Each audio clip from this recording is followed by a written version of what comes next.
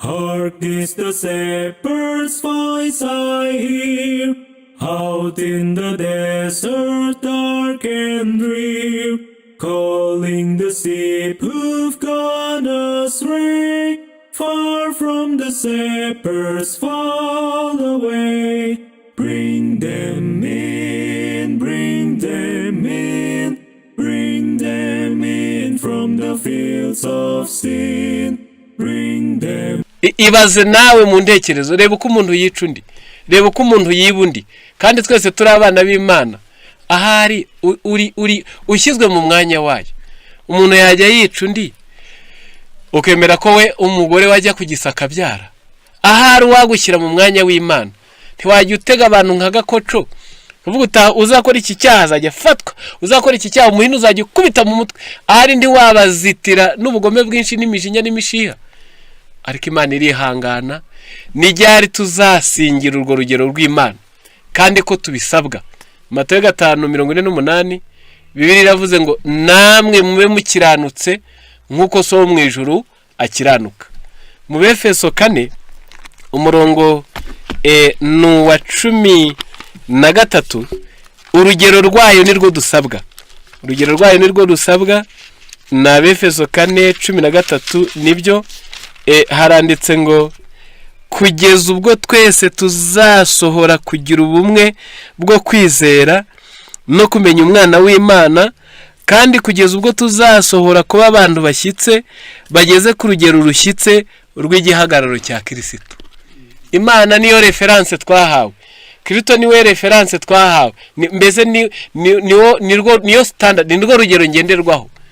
Turasabwa kugera ku rugero rushyitse rw'igihagararo cya Kristo. Ibi ntiwabibona uri gucuranga gitari ngo twahimbawe twabyinye ngo turi kuyibyinira. Oya, ibi bizanwa no kumenya ibyaha byawe, warangiza ukabyihana, noneho ugahinduka. Bana b'Imana, ni ryari uru rugendo rw'ihinduka ry'imico tuzarugenda kugeza ubwo n'umujura wakwibye yibishijwe n'inzara uzamusaba imbabazi kwa murangaranye? Ni ryari tuzagera kwihinduka ry'imico kugeza ubwo umuntu utareba neza akwita imbwa ukabona ababaje kuko atazi kureba neza, ukamugirira impuhwe ntumuke ngo urakare nkayo? Ni ryari tuzagira ihinduka ry'imico kugeza ubwo Matayo 7:12 haranditse ngo nuko ibyo mushaka ko abantu babagirira aba ari byo mujya mubagirira namwe. Bya byifuzo by'ibyo ushaka kandi by'ukuri nawe ukumva ari byo ugiye gukorera abandi, ukajya wibwiriza ukaba akamashini kibwiriza utabanje gukoromberezwa no guhatwa. Urwo rugendo rw'ihinduka ry'imico ni Imana idushakaho, kandi n'umushinga utari muto Imana yifuza ko duhinduka. Reka mbabwire abantu b'ibihe bitandukanye. Namaze kubabwira abahanuzi nabo bajyaga batumwa ku Isirayeli, nta kindi bagiye kubabwira ngo nimuhindukire. Imana yabaga ibatumye ngo bababwire ko ishaka ko basa nayo, irashaka ko bagarurirwa ishusho yayo buri bo. Noneho mu gihe cy'intumwa, igihe Petero na bagenzi be babwirizaga, igihe Pawulo yari ku isi nawe abwiriza, yavuze byinshi. Yasenye iby'ibigirwamana, yagiye acyaha bameze nk'abaheruma b'abakonikoni, yagiye acyaha ibinyoma bitandukanye, ariko icyo yabaga yibanzeho kiruta ibindi ni ukwihana no guhinduka. Ngaho ndasoma imirongo igera muri 3 ibyakozwe n'intumwa igice ni icya 2 umurongo wa 38. Petero ati Petero arabasubiza ati nimwihane umuntu wese muri mwe abatizwe mu izina rya Yesu Kristo ngo mubone ko babarirwa ibyaha byanyu, kandi namwe muzahabwa impano y'umwuka wera. Nimwihane mubone ko babarirwa ibyaha byanyu. Nta kindi cyari kimuraje ishinga, arashaka ko rubanda bihana. Kubanyumva baba basenga n'abadasenga, uzi abo muturanye karitsiye ubamo bihanye bagahinduka. Wajya uhinga ibigori mu kabande ntushyiremo umuzamu, wajya uhinga ibirayi ntushyiremo ikiraro cy'umuzamu, wajya worora inka mu rugo mu ijoro ntubyuke kane. inkumi yajya igenda ntuhangayike ngo iraza izanye inda y'indaro. Wajya utana amafaranga mu nzira ukarindira ngo ubwo barayazana. Ndumva itangazo bitewe n'uko uturanye n'abihanye kandi bagahinduka. Wajya ugira ibyiza bakabyishimira, wagira ibyago bakababarana nawe kuko bihanye bagahinduka. Mu byakozwe n'intumwa 3:19 Petero arakomeza ati nuko mwihane muhindukire ibyaha byanyu bihanagurwe ngo iminsi yo guhemburwa ibone ukwiza ituruka ku Mwami Imana. Imbaraga ndizaza utarihana ngo uhinduke. Mana iyo ibonye abihana, iyo ibonye abagambiriye guhinduka, aho icyo ishaka kuri mwene muntu kiba kigezweho. Ihatanga imbaraga, ihatanga ubutabazi, ihatanga ubufasha butagira akagero. Abaroma 12 umurongo nuwa 2, Bibiliya iravuze ngo 2, kandi nimwishushanye n'abiki gihe, ahubwo muhinduke rwose mugize imitima mishya, kugira ngo mumenye neza iby'Imana ishaka, ari byo byiza bishimwa kandi bitunganye rwose. Iri jambo rwose ni adverb, muhinduke rwose. Mbese ni nka Imana yavuze ati nta kindi buriya nshaka, ibindi byose ni ibisanzwe. Ushobora kuba injiji cyangwa se ubumenyi bukaba bugufi mu mahame. Ushobora kuba utari intyoza ngo umenye ubuhanuzi. Ushobora kuba utari insorongozi ngo amasomo yatonde kuyapange neza. Ushobora kuba bakugisha n'impaka bakagutsinda atari bo bari mukuri bakurimanganije, ariko hari ikitagusoba guhinduka. Buri wese arabisabwa nk'undi. Bana b'Imana, niyo mpamvu Pawulo avuze mu Baroma ngo muhinduke rwose. Abanyumva nimwumve ko intumwa mu gihe cyazo ibyabaga bibahangayikishije bikabahora ku mutima, bikabaraza amajoro, bakabisabira, basabiraga guhinduka. Mu gitabo cy'intambara ikomeye izi ntumwa bazivuga, ndasoma igifaransa n'urupapuro rwa 46, ngo mu byahindishije amahanga umushyitsi muri iki gihe cy'intumwa, tragédie de siècle 46 niho ntabwo bakanzwe cyane yenda n'ubwinshi bwabo kuko ntibari na benshi, ahubwo aya magambo muyumve. Aravuze ngo les premiers chrétiens étaient réellement un peuple particulier. Mu by'ukuri izi ntumwa za mbere cyangwa se abakristo ba mbere bari ubwoko bwihariye. Ubwo kwiharira kuvuzwe si ikindi ni imico. Leur conduite irréprochable, inyitwaro yabo, imico yabo izira inenge. Et leur foi inébranlable, kwizera kwabo kutajegajega, constituait une censure continuelle qui troublait la paix de pécheurs. Byari umucyaho udatuza waburagizaga abanyabyaha.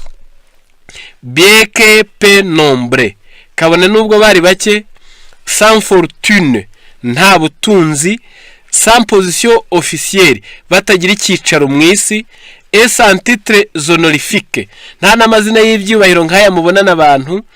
Ils étaient la terreur de transgresseurs partout où leur caractère et leur foi étaient connus. Bari iterabwoba ahantu hose, imico yabo no kwizera kwabo byari byaramenyekanye. Niba mwumva nsomye paragraphe nshakamo ibintu bibiri: ni inyifato yabo izira inenge, ikindi ni iyi mico yabo. Iyi mico yabo ngo yamenyekanaga hirya no hino, none ikabitera bwoba kuri rubanda. Abasomye umugenzo wa 2 karagatabo k'amarenga, abazi kuyasobanura, muzibuka Mukristo kazi na Mbabazi n'urubyaro rwabo bari kwa Gayo, ngo ubwo batangiye kujya ngo barakora imirimo myiza, ngo bakaboha imyenda bagafasha abakene nka kwa kundi kwa Doruka.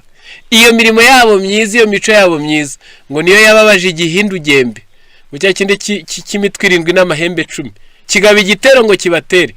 Ntabwo ntiyabagabyeho igitero kuko bari kuvuga, ahubwo yabagabyeho igitero kuko bari gukora. Imico myiza nimusoma no mu Byaduka page 253 mu cyago cya 7 haranditse ngo ubwo ubutumwa bwa marayika wundi ngo buzaba bumaze kugaragaza ubwiza bwabwo, iyo mico myiza, ibikorwa byiza, imirimo myiza, ngo imbaraga z'idini zizahaguruka.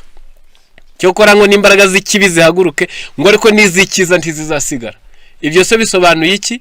Bisobanuye ko idini izababara, kuko iteka ryose idini itunzwe n'imitsi ya rubanda igitinya ubutumwa nk'ubwa Yesu, kuko bwubika imbehe. Abo bazababara ntibazabinyurwa. Ariko nanone ngo hari n'abeza bifuje gukorera Imana bakabura aho bayikorera, bakurikije abatekamutwe babona.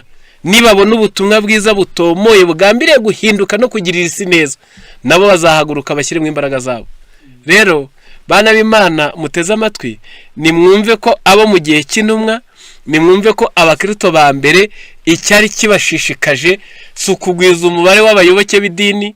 Ntabwo bari bashishikajwe no kuba intyoza mu mahame no kuyatondeka, bari bababajwe, bahangayikishijwe nuko imitima yabo yahinduka.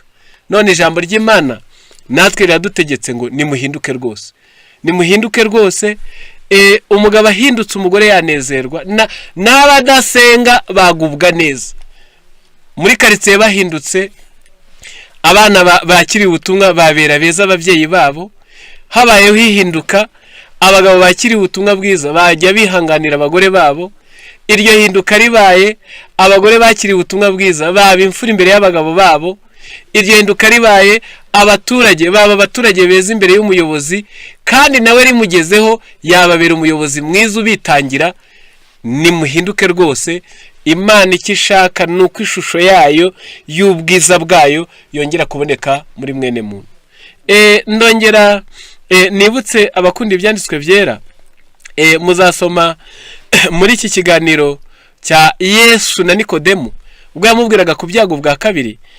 Yavuze bimwe mu biranga ko umuntu iyo mbaraga yamukoreyemo kandi agiye kubyarwa, abyawe ubwa kabiri. Ngaho uwifuzwa mu bihe byose 154 mu Gifaransa, ni icyigisho kivuze Nikodemu, ni icya 17. Harimo aya magambo avuze ngo car l'esprit de Dieu prend possession d'un cœur. Iyo umwuka w'Imana yigaruriye umutima, la vie est transformée, imibereho irahinduka. Mbese ikimenyetso cy'umwuka, yemwe abanyamyuka namwe mu nyumve, ntabwo mvuze abanyamwuka, mvuze abanyamyuka. Ikimenyetso cy'umwuka wera, apana iyo myuka, iyo umwuka wera ageze mu mutima w'umuntu imibereho irahinduka. Kandi muzabisome no mu Bagalatiya nyine 5:22 handitse imbuto z'umwuka: n'urukundo, ni ibyishimo, ni amahoro, ni ukugira neza, ni ukugwa neza, ni ukwihangana, kwirinda n'ibindi. Ibimeze bityo nta mategeko abihana. Ntabwo ikiranga umwuka batitira, oya hatitira utewe n'abadayimoni cyangwa wishwe n'imbeho cyangwa rwayisusumira. Ntabwo ikiranga umwuka bavuga indimi z'amatakaragasi zitazwi, zitaba no muri Korea cyangwa no mu Bushinwa. Ahubwo iyo ufite umwuka urangwa n'imbuto z'umwuka: urukundo. Nta waburara urariye, nta wakwambara ubusa wambaye, nta wagira ibibazo kandi ufite ibisubizo. Izo ni imbuto z'umwuka. Hano haravuze ngo iryo hinduka ryabaye, imibereho irahinduka. On met de côté les pensées de péché, gutekereza iby'ibyaha bishyirwa ku ruhande. On renonce aux mauvaises actions, ibikorwa bibi birazibukirwa. L'amour, l'humilité et la paix succèdent à la colère, à l'envie et au craire. Urukundo, kwicisha bugufi n'amahoro biraza bikimura uburakari, igomwa n'intonganya. La joie remplace la tristesse et le visage reflète la lumière céleste. Ni ibyishimo bigasimbura agahinda, ndetse no mu maso huwahawe imbaraga hakarabagirana umucyo mvajuru. Ntabwo wakambye impanga nurangize ngo uvuge ngo wagize ihinduka. Uyu wahindutse ngo no mu maso he haracya, hakarabagirana umucyo mvajuru. Ibyaha bigashyirwa ku ruhande, ibyishimo, umunezero bikaza bigasimbura agahinda, urukundo rugasimbura urwango, kwitangira abandi bikajya mu mwanya w'igomwa no kubahemukira.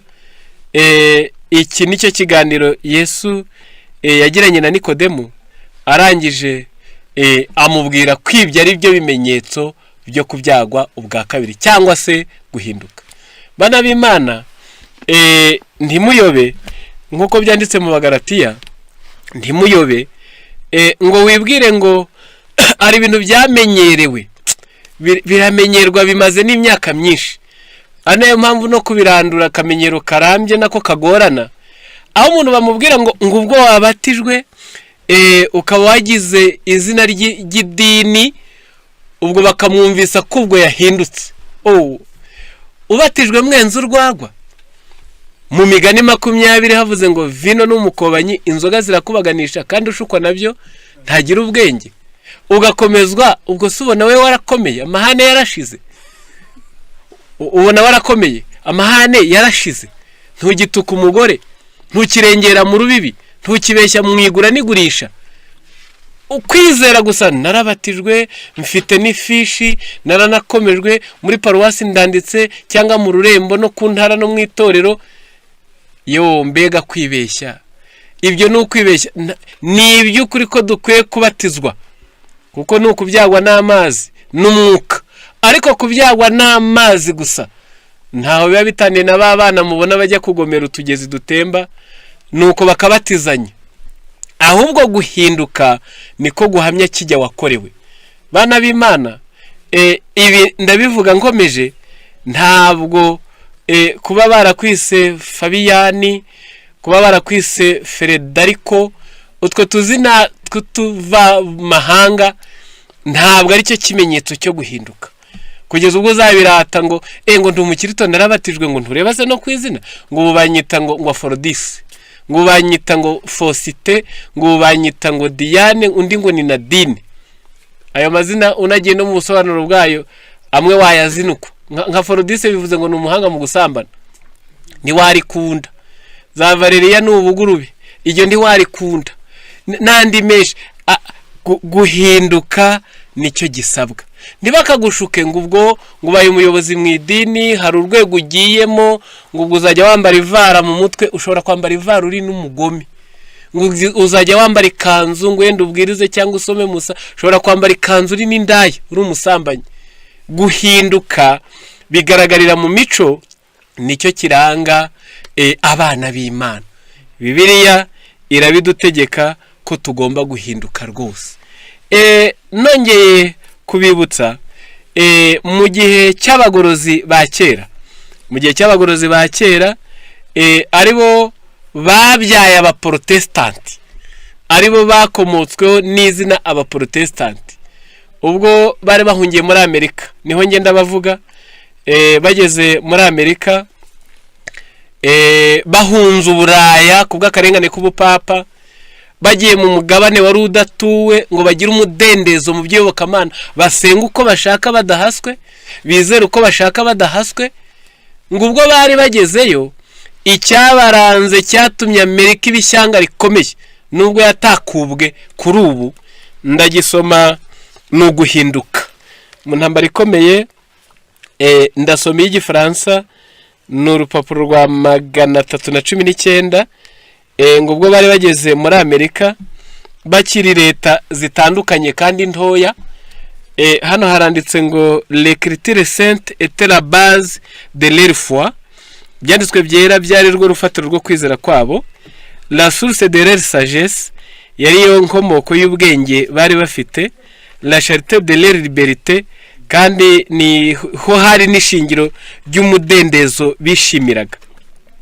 Ces principes dirigeamment enseignés dans la famille, amahame y'ijambo ry'Imana yabaga yigishijwe mu muryango kandi mu buryo buri mu mwete, à l'école et à l'église, akigishwa mu mashuri aya y'ubwenge no mu itorero, porter comme fruit l'industrie, l'intelligence, la chasteté, la tempérance.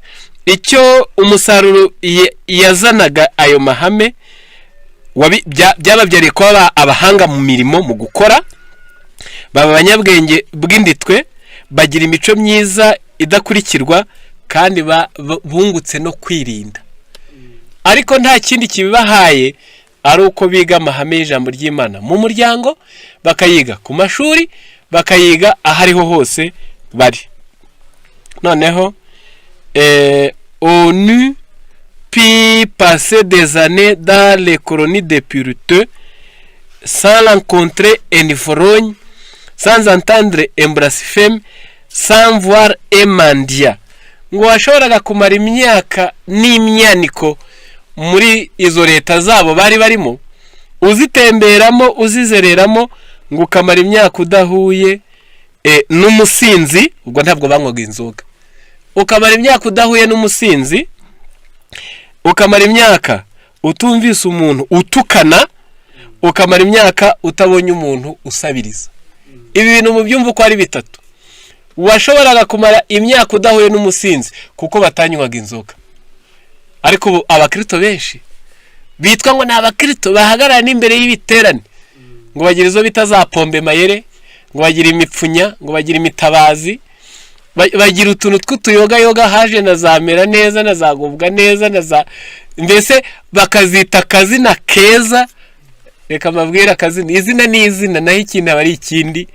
Nuko ugasanga umuntu niwe mwarimu, niwe mukuru w'itorero, niwe muririmbyi, ayinywera munsi y'igitanda, kandi ejo akishushanya izo zo mvuze bazinywera habona, akiyorobeka akareba ubushera bwatukuye bumaze nk'icyumweru, bumwe bugenda buca umuhogo aribwo bunyura kamere ye, birumvikana.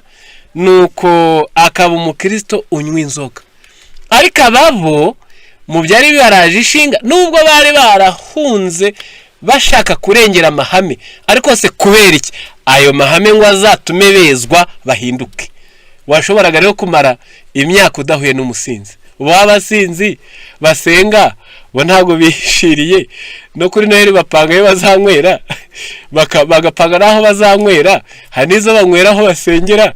Nuko izimana zirangiye n'izikinimba n'urunkoyo bagahirimira aho banasengeye. Iyo myizerere idahinduka.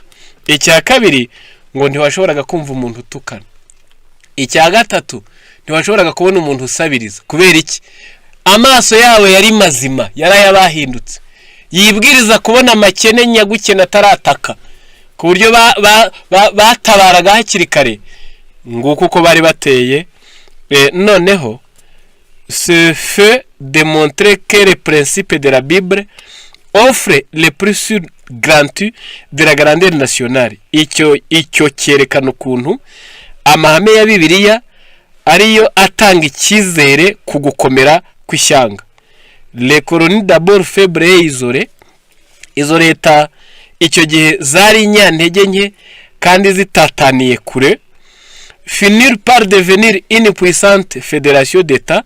Amaherezo zabyaye leta zunze ubumwe za Amerika. Ubwo kubaza aya mateka, et le monde a vu avec tonnement se développer dans la paix et la prospérité une église sans pape et un état sans roi. Nuko isi iratangarira tungurwa, ibona ku isi habaye itorero ry'ikigogoro, ubwo ry'abaprotestant birumvikana, ritayobowe na papa ngo riyoboza gahato. Habaye leta ikomeye nk'igihugu cya Amerika kidafite umwami ngo gikandamize. Ubwo kubiza amateka nta kindi cyari kibiteye, bize ijambo ry'Imana barangije barahinduka. Gusa aya makuru mvuga na y'icyo gihe, kuri ubu byabaye ibindi, ariko ntitwabura kubyigiraho. Bana b'Imana, turasabwa guhinduka turasabwa guhinduka, kuko ikituzana mu by'iyobokamana biramutse ari ikindi akaba atari umugambi wo guhinduka, twaba twayobye. Iyobokamana twaba twayobotse nubwo ryaba rishingiye ku rufatiro rw'ukuri. Nibutse abasoma ibitabo, muzasoma igitabo cy'uwifuzwa mu bihe byose. Ngo hari abajya bayoboka Imana ngo babitewe no guhunga ibihano, ngo abandi bakabiterwa no gukumbura ingorano z'iteka. Ngo ariko ibyo ntacyo byaba bimaze. Nibaza ko ari mu bifuza ibihe byose, ni 409 ku bafite iki Kinyarwanda. Ahanditse ngo ntabwo ari ubwoba bw'igihano cyangwa se ingorano z'iteka bitera abigishwa ba Kristo kumukurikira, bitegereza urukundo rutagira inenge rw'umukiza nk'uko rwagaragariye mu rugendo rwe rwa hano ku isi, uhereye mu muvure w'i Betelehemu ukageza ku musaraba w'i Karuvari, maze ibyo babona bikabareshya, bishengura imitima yabo bikayemeza, urukundo rukavuka mu mitima yabo, bumva ijwi rye maze bakamukurikira. ntabwo tuyoboka imana ngo tutazihira, nta nubwo tuyoboka imana ngo tuzibere mw'ayo mazu ibyo gusa, ahubwo imana ni nziza.